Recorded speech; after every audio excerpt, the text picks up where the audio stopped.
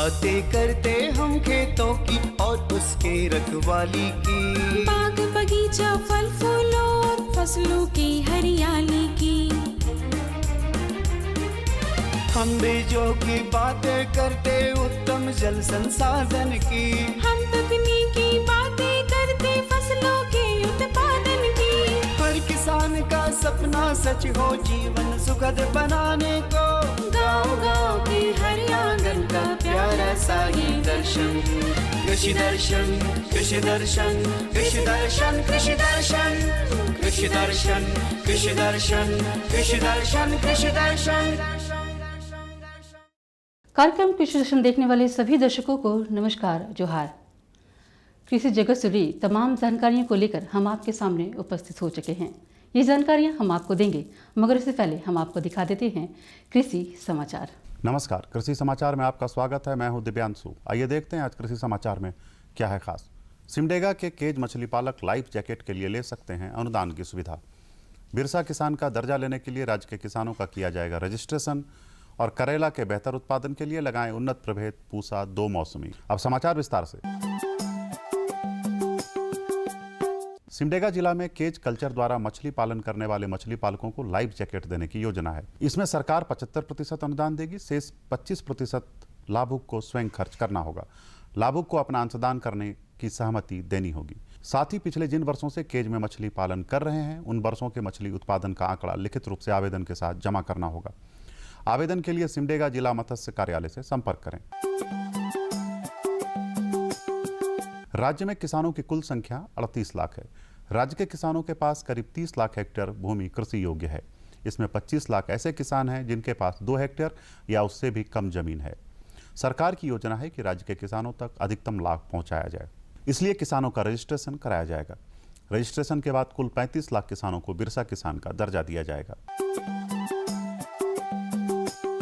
लत्तेदार सब्जी फसल करेला की खेती का मुख्य मौसम बरसात है। किसान भाई, आप इस मौसम में करेला की खेती करना चाहते हैं तो अभी से लेकर पूरे जुलाई महीने तक फसल लगा सकते हैं। करेला के बेहतर उत्पादन के लिए पूसा 2 मौसमी, कोयम्बटूर लॉन्ग ग्रीन या अर्का हरित लगाएं। करेला की बुआई में 4 से 6 किलोग्राम बीज प्रति हेक्टेयर की दर से लगाएं। थाला बनाकर बीज बोएं। प्रति थाला 3 से 5 बीज बोएं। बुआई में कतारों और पौधों के बीच 1.25 मीटर से 1.5 मीटर तक की दूरी रखें। अच्छी उपज के लिए उन्नत प्रभेद पूसा 2 मौसमी, कोयम्बटूर लॉन्ग ग्रीन या अर्का हरित लगाएं। इनकी उत्पादन क्षमता 80 से 120 क्विंटल प्रति हेक्टेयर है। धान की खेती के लिए खेत में पर्याप्त जल जमाव का होना जरूरी है। वर्षा जल को रोकने के लिए आप अपने खेत की मजबूत मेड़बंदी करें। किसान भाइयों, आप अपने खेत में मेड़ बनाने के लिए कृषि उपकरण बंड फार्मर का प्रयोग करें। आज हम जानेंगे बैंगन फसल में माहो, माइट और फलछेदक कीटों की रोकथाम के उपाय के बारे में। बैंगन फसल में पत्तियों से रस चूसने वाले कीट माहो और माइट के रोकथाम के लिए नीम निर्मित दवा 5% 2 से 3 बार फसल पर छिड़काव करें। इससे फलछेदक कीट भी नहीं लगेंगे। फलछेदक कीटों के रोकथाम के लिए 2% नीम के तेल से बने घोल का भी छिड़काव कर सकते हैं। यदि पत्तियों से रस चूसने वाले कीटों का प्रकोप ज़्यादा हो तो इमिडाक्लोप्रिड दवा 150 मिलीलीटर प्रति हेक्टेयर की दर से छिड़काव करें। और अब एक नज़र राज्य के 5 प्रमुख शहरों के मौसम के मिजाज पर। आज राज्य के 5 प्रमुख नगरों के अधिकतम और न्यूनतम तापमान कुछ इस प्रकार दर्ज किए गए। रांची का अधिकतम तापमान 34 डिग्री सेल्सियस और न्यूनतम 25 डिग्री सेल्सियस। जमशेदपुर का अधिकतम तापमान 34 डिग्री सेल्सियस और न्यूनतम 27 डिग्री सेल्सियस। मेदिनीनगर का अधिकतम तापमान 34 डिग्री सेल्सियस और न्यूनतम 27 डिग्री सेल्सियस। देवघर का अधिकतम तापमान 35 डिग्री सेल्सियस और न्यूनतम 25 डिग्री सेल्सियस।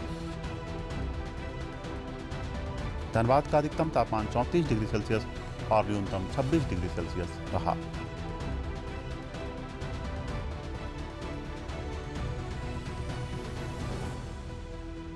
कृषि समाचार में आज इतना ही। अगले दिन अगले अंक में फिर मुलाकात होगी कुछ ताजा तरीन खबरों के साथ। तब तक के लिए दीजिए इजाजत। नमस्कार, जोहार।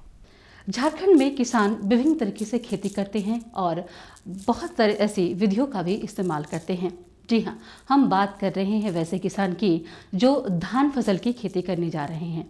तो अगर हमारे किसान श्री विधि से खेती करें तो उनकी फसलों को नुकसान कम होगा और फायदा ज़्यादा होगा। जी हाँ, और साथ ही साथ कम लागत में जो है वो अधिक से अधिक मुनाफा प्राप्त कर सकते हैं। कैसे? अगर वह कृषि यंत्रों का उपयोग करें तो। इन्हीं विषयों पर और विस्तार तरीके से देंगे जानकारी, और इसके लिए हम देख लेते हैं ये फीचर। प्रति इकाई क्षेत्र में कम से कम लागत में धान का अधिकतम उत्पादन करने के लिए 1980 के दशक में मेडागास्कर के वैज्ञानिक द्वारा एक नई तकनीक विकसित की गई। इसे धान संघनीकरण पद्धति या श्री विधि के नाम से जाना जाता है। इस विधि से धान की खेती करने पर कम बीजों की आवश्यकता होती है। श्री विधि धान की खेती करने की एक विधि है जिसमें कि संसाधनों का सदुपयोग किया जाता है और तथा उत्पादन और उत्पादकता बढ़ाने का एक ये मेथड है। श्री विधि को ऐसे दो जगह दो तरीके से बोला जाता है। कुछ लोग सिस्टम ऑफ राइस इंटेंसिफिकेशन कहते हैं, कुछ लोग सिस्टम ऑफ रूट इंटेंसिफिकेशन। कहने का तात्पर्य है कि कम संसाधन में और में उत्पादन उत्पादकता को बढ़ाए। इससे सिर्फ फसल का ही उत्पादन नहीं बढ़ता है बल्कि मिट्टी की उर्वरता शक्ति भी बढ़ती है और हमारा शुद्ध लाभ भी बढ़ता है। श्री विधि जहाँ तक उसमें 6 बिंदु मुख्य हैं श्री विधि में। एक है कि बिछड़ा का उम्र 10 से 12 या 15 दिन के बिछड़े का हम इसमें व्यवहार करते हैं। दूसरा है दूरी का, इसकी एक निश्चित दूरी होती है, पौधे से पौधे की दूरी भी और फसल लाइन से लाइन की भी दूरी होती है। तीसरा है कि समय पे कोनोवीडर का इस्तेमाल किया जाता है। और चौथा है कि वेट एंड ड्राई दोनों कंडीशन को हम रखते हैं। उसको बाद में विस्तृत रूप से बताया जाएगा कि कब पानी को रखना चाहिए, कब पानी में नहीं रखना चाहिए। तो ये 4-5 बिंदु पे ध्यान रख कर हम अपने उत्पादन और उत्पादकता को काफ़ी खासकर धान के केस में अच्छे से हम बढ़ा सकते हैं। सामान्य तौर पर पारंपरिक ढंग से धान की खेती करने पर 20 से 25 दिनों का बिछड़ा प्रयोग किया जाता है। श्री विधि से धान की रोपाई के लिए बिछड़े 10 से 12 दिन में तैयार हो जाते हैं। इस पद्धति से धान की खेती करने पर कल्ले ज्यादा निकलते हैं और उत्पादन अधिक होता है। पहला बिंदु है कि बिछड़ा, किसान भाई इस ध्यान रखना है कि इसमें 12 से 15 दिन का बिछड़ा का ही हमको रोपाई करना चाहिए। जैसे जैसे बिछड़ा का उम्र बढ़ते जाता है उत्पादन उसी के हिसाब से घटता जाता है। तो सर्वप्रथम हम 12 से 15 दिन का बिछड़ा को करेंगे। अब बिछड़ा डालने के लिए 100 वर्ग मीटर का यदि हम बिछड़ा बनाते हैं तो उससे हमको करीब करीब 1 हेक्टेयर के खेत में वो बिछड़ा सफिशिएंट होता है, 1 हेक्टेयर तक हो सकता है। और बिछड़ा बनाते समय 2-3 बिंदु पे रखना होना चाहिए ध्यान। एक कंपोस्ट खाद होनी चाहिए, थोड़ी उर्वरा शक्ति मिट्टी होनी चाहिए। तो सर्वप्रथम हम कंपोस्ट खाद को नीचे डालते हैं, फिर ये मिट्टी को हम डालते हैं, अच्छी उर्वरा शक्ति वाली मिट्टी को, फिर कंपोस्ट डाल के अब बिछड़ा को ट्रीटमेंट करके ही डालें तो अच्छा है। ट्रीटमेंट करने में अब बीज संजीवनी का जैसे है कि गोमूत्र 1 भाग गोबर और 2 भाग पानी में 8 से 10 घंटा बिछड़ा को डाल के 750 ml यदि बीज संजीवनी लेते हैं और 1 लीटर पानी मिला के बिछड़ा को डालकर 8-10 घंटे तक भिगो कर रखते हैं और फिर बिछड़ा को डाल देते हैं तो 100 वर्ग मीटर के लिए वो 1 हेक्टेयर के लिए वो सफिशिएंट होता है। श्री विधि से धान की खेती करने के लिए रोपाई का तरीका और पौधा से पौधा की दूरी एवं कतार से कतार की दूरी की ध्यान रखना अत्यंत आवश्यक है। इसमें जो मुख्य बिंदु है कि उसको लगाने का ये बहुत महत्वपूर्ण है। जब बिछड़ा को हम लगाते हैं तो जनरली जब बिछड़ा का हम डालते हैं तो कोई नीचे केला का पत्ता हो या प्लास्टिक हो उस तरह का व्यवहार करना चाहिए कि उखाड़ना ना पड़े उसको। जस्ट ऐसे केला का पत्ता हो या कोई पौधे का पत्ता हो तो उसको लेके चले जाएं। और बिछड़ा लगाते समय मिट्टी और उसका बीज उसमें रहना चाहिए। क्या है कि यदि जनरली आप उखाड़ के करते हैं तो वो इसको स्ट्रेस पड़ता है जिससे उत्पादन घटता है। तो वो मिट्टी के साथ ही बिछड़ा का लगाना चाहिए। तीसरा बिंदु है कि दूरी बहुत महत्वपूर्ण है। 10 इंच पौधे से पौधे की दूरी और लाइन से भी 10 इंच की दूरी रखते हैं जिससे कि कोनोवीडर आराम से चल सकता है। ये भ्रम नहीं होना चाहिए कि इसमें एक एक बिछड़ा लगाते हैं और दूरी भी 10-10 इंच रखते हैं। ये भ्रम नहीं होना चाहिए कि बिछड़ा हम एक ठो लगाएंगे या दूरी ज़्यादा होगा तो उत्पादन घटेगा, ऐसा नहीं है। जब 10-10 इंच की दूरी पे करेंगे तो उसको पोषक तत्व भरपूर मात्रा में मिलेगा। जब वो पोषक तत्व भरपूर मात्रा में मिलेगा तो हमारा फसल का उत्पादन भी बहुत अच्छा होगा। तीसरा है कि बिछड़ा लगने के 10 से 15 दिन के बाद हम कोनोवीडर का व्यवहार करेंगे। 10-10 दिन के इंटरवल पे हम कोनोवीडर को चलाते रहते हैं और जब तक बाली ना आए तब तक जनरली मिट्टी को में पानी बहुत ही कम मात्रा रहना चाहिए। इवन यहाँ तक कि दरार पड़ जाए तब पानी देना चाहिए। उसके बाद 1 इंच मिट्टी पानी को हमको यथास्थिति रखना चाहिए। ये 5-6 बिंदु को यदि ध्यान दिया जाए तो श्री विधि से उत्पादकता अच्छी खासी ली जा सकती है। श्री विधि से धान की खेती करने से समुचित जल प्रबंधन सबसे मुख्य प्रक्रिया होती है। इस विधि की खास विशेषता यह है कि खेतों में लगातार पानी रखने की जरूरत नहीं पड़ती। देखिए, जहाँ तक सिंचाई का है तो सिंचाई में आप यूँ कह लें जो हमारे पारंपरिक विधि से हम सिंचाई करते हैं और श्री विधि में कम से कम आधी मात्रा सिंचाई की इसमें कम लगती है।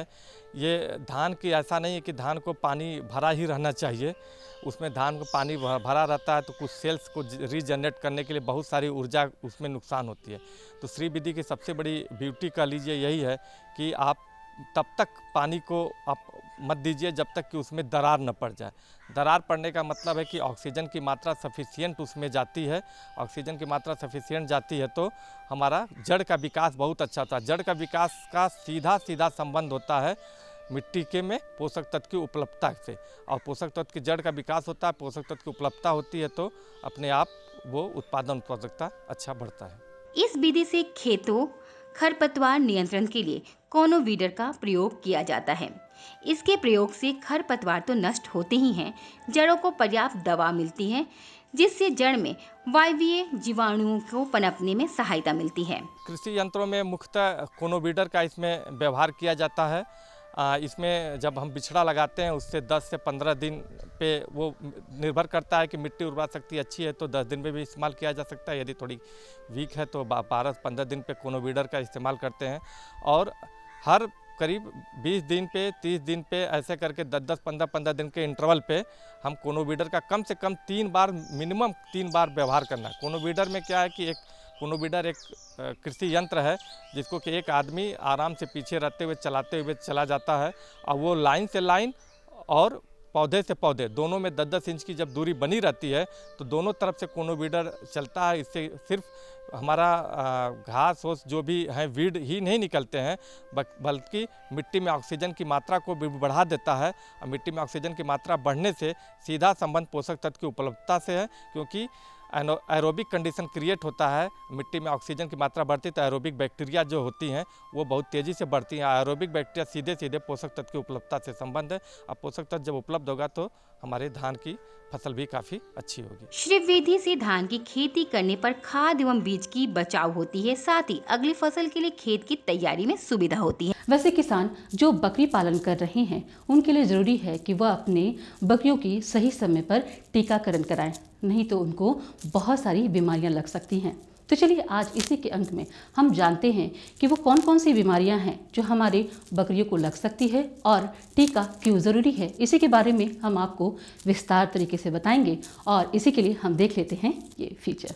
बरसात के मौसम में बकरियों को सबसे ज्यादा परेशानियों का सामना करना पड़ता है।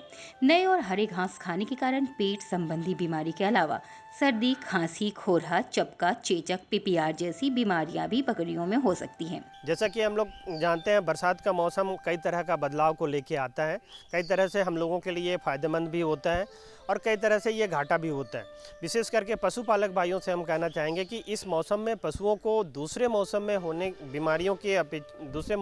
वाली बीमारियों की अपेक्षा इस मौसम में बीमारी होने की संभावना अधिक बढ़ जाती है।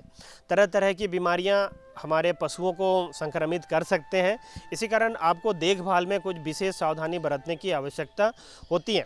इसमें आप बाकी प्रबंधन को तो ध्यान में रखेंगे ही, जैसे आवास प्रबंधन हो गया, खाने पीने का प्रबंधन हो गया, तो इन सबों के साथ साथ में आपको रोग नियंत्रण के प्रबंधन पर भी विशेष ध्यान देने की ज़रूरत पड़ेगी। इस मौसम में जैसे पतला पैखाना, सर्दी खांसी, पीपीआर, आंत्र विषेकता या जिसे इंट्रोटॉक्सिमिया कहते हैं, या चेचक, खुरा चपका, इस तरह की बीमारियां काफ़ी ज़्यादा आने की संभावना रहती है। तो हम चाहेंगे कि उन सबों के बचाव के लिए भी आप सतर्क रहें। समय पर टीकाकरण की कुछ सावधानियां हैं। टीकाकरण कराने के 7 से 10 दिन पहले अपनी बकरियों को कृमिनाशक दवाएं दें। स्वस्थ बकरियों का ही टीकाकरण कराएं। यदि बकरियां तनावग्रस्त या किसी रोग से ग्रसित है तो टीकाकरण ना कराएं। और जैसा कि पीपीआर, इंट्रोटॉक्सिमिया, चेचक बकरियों में होने वाली सबसे आम बीमारियां होती हैं और अभी तक पूरे भारत भारत में कहें तो हमारे झारखंड में भी झारखंड भी उससे अछूता नहीं है। अगर बकरियों में बीमारी से मरने की जो संभावना होती है वो सबसे अधिक संभावना PPR से, ये इंट्रोटॉक्सिमिया से और चेचक से होती है। ये जो सभी बीमारियां जिनका हम बात कर रहे हैं, इन बीमारियों को बचाने के लिए सबसे उत्तम, सबसे सस्ता और सबसे निश्चित तौर पे बचाव कर सकते हैं, ऐसा अगर तरीका कहेंगे तो वो हमारा टीकाकरण होता है। तो किसान भाइयों, आप अपने बकरियों को बचाने के लिए निश्चित तौर पे टीकाकरण पर ध्यान दें। और एक सफल टीकाकरण कैसे किया जा सकता है, इस पर हमें कुछ विशेष बातों पर ध्यान देने की आवश्यकता होती है। तो आप सफल टीकाकरण के लिए सबसे पहला कदम ये होता है कि आप अपने बकरियों को जिस दिन टीकाकरण करना निश्चित किए हैं उससे करीब 7 से 10 दिन पहले आप उन सबों को डीवर्मिंग मतलब कृमिनाशक दवाएं अवश्य पिलाएं। कृमिनाशक दवा पिलाने के 7 से 10 दिन के बाद आप टीकाकरण की अवधि निश्चित कीजिए। टीकाकरण करने का जो तरीका है, आप कोशिश करें कि अपने पशुओं को जब तनाव रहित रहें या कम से कम तनाव से ग्रसित अगर आपके पशु रहते हैं तो उस समय टीका करना सबसे ज़्यादा लाभप्रद होता है। जैसे कि बरसात का मौसम शुरू हो चुका है, फिर भी इस समय भी तापमान काफ़ी बढ़ा हुआ रहता है, तो आप अपने पशुओं को कोशिश करें या तो फिर सुबह चराने से ले जाने से पहले टीकाकरण करें या फिर आप शाम को चराने से लाते हैं, चरा के जब लाते हैं उस समय आप टीकाकरण करें। साथ साथ में ये ध्यान रखें, जो बकरियाँ आपके किसी भी रोग से ग्रसित है, चाहे वो पतला पैखाना से हो या कोई दूसरे बीमारी से ग्रसित हो, तो बीमार बकरियों का कभी आप टीकाकरण ना करें। जो भी स्वस्थ बकरियां हैं उन्हीं का टीकाकरण करें। आपके गांव के आसपास अगर किसी भी तरह का संक्रमण हो गया, चाहे वो PPR का हो या चेचक का हो, इंट्रोटॉक्सिमिया का हो या खुरा चपका का हो, तो आप संक्रमण शुरू होने के समय में आप टीकाकरण ना करें। जब आपके आसपास में संक्रमण नहीं है तभी आपको इसके लिए सजग हो जाना चाहिए और टीकाकरण करना चाहिए। पशु चिकित्सक की सहायता एवं सलाह से PPR, इंट्रोटॉक्सिमिया, चेचक एवं खोरा चपका का टीका बकरियों को दें।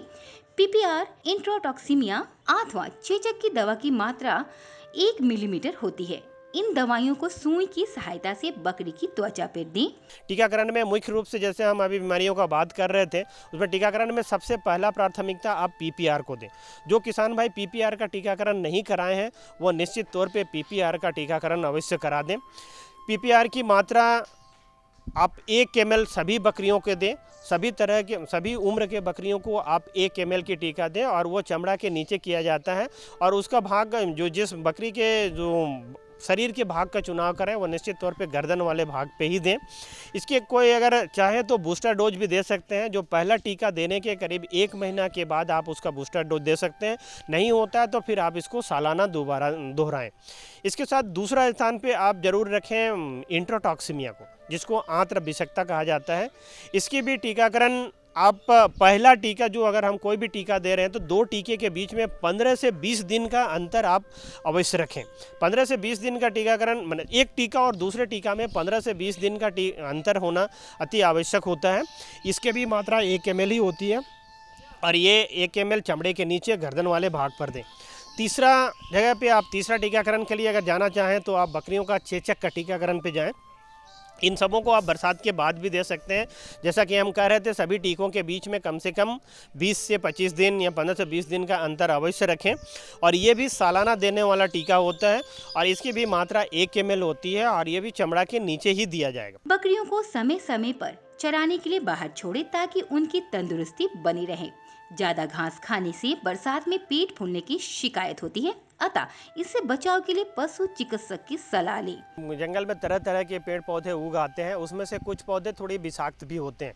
कभी कभी ये ध्यान देने की ज़रूरत पड़ती है कि कहीं आपके बकरियां कोई विषाक्त भोजन अगर खा ली हैं तो उसको ध्यान पे अवश्य रखें। साथ साथ अभी पेट फूलने की भी शिकायत अक्सर आती है, तो ये पेट फूलने की शिकायत ज़्यादा खा लेने के कारण भी होता है, कभी कभी कई तरह के अलग अलग प्रकार के घास खा लेने के कारण भी होता है, तो इनका ध्यान अवश्य रखें। विषाणु जनित रोगों के अलावा अंतः परजीवी एवं बाह्य परजीवियों से बकरियों को नुकसान होता है। चमोकन, ढील इत्यादि बाह्य परजीवियों से बकरियों का बचाव करने के लिए नीम, करंज, कपूर इत्यादि का इस्तेमाल किया जा सकता है। परजीवियों को 2 समूह में बांटते हैं, जैसे अंत परजीवी और बाह्य परजीवी।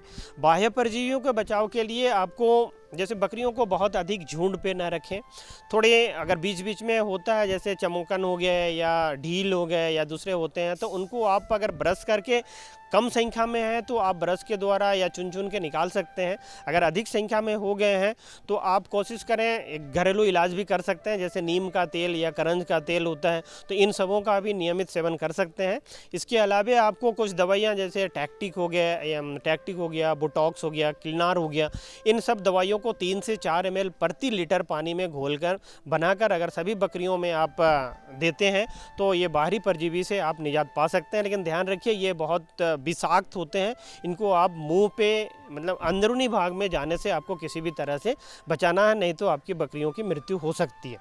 साथ साथ आंतरिक कृमियों से बचाव के लिए जैसे कह रहे थे कि कृमिनाशक दवा एक बार आप प्रत्येक 3 से 4 महीनों में अगर कृमिनाशक दवा का सेवन करते हैं तो आपकी बकरियों में जो आंतरिक परजीवी हैं इससे आसानी से बचाव किया जा सकता है। समय रहते टीकाकरण अवश्य करवाएं, इससे कई विषाणु जनित संक्रमण से बकरियों को बचाया जा सकता है। अगर सही समय पर टीकाकरण नहीं कराया जाए तो काफी नुकसान हो सकता है। तो किसान भाइयों, कैसी लगी जानकारी? महत्वपूर्ण थी ना? हम आशा करते हैं कि आज के इस अंक में हमने आपको जो भी जानकारी दी है उनका आप भरपूर लाभ उठाएंगे। जी हाँ, जाते जाते हम चाहेंगे कि आप हमारा पता नोट कर लें, क्योंकि अगर आप कोई भी जानकारी इस कार्यक्रम के माध्यम से लेना या देना चाहते हैं तो आप हमें इस पते पर संपर्क कर सकते हैं। तो जल्दी जल्दी हमारा पता नोट कर लीजिए। हमारा पता है कार्यक्रम कृषि दर्शन, कृषि प्रकोष्ठ, द्वारा केंद्र निदेशक, दूरदर्शन केंद्र, रातू रोड, रांची। पिन संख्या है 834001। जाते जाते हम आपसे ये ज़रूर कहना चाहेंगे कि जैसे कि पिछले अंक में भी हमने आपसे कहा था कि कोविड काफ़ी विस्तार तरीके से और तेज़ी से बढ़ रहा है। ऐसे में ज़रूरी है कि हम स्वस्थ रहें, सुरक्षित रहें और घर पर रहें। इसी आशा के साथ मुझे और कृषि दर्शन की पूरी टीम को दीजिए इजाज़त। नमस्कार, जोहार।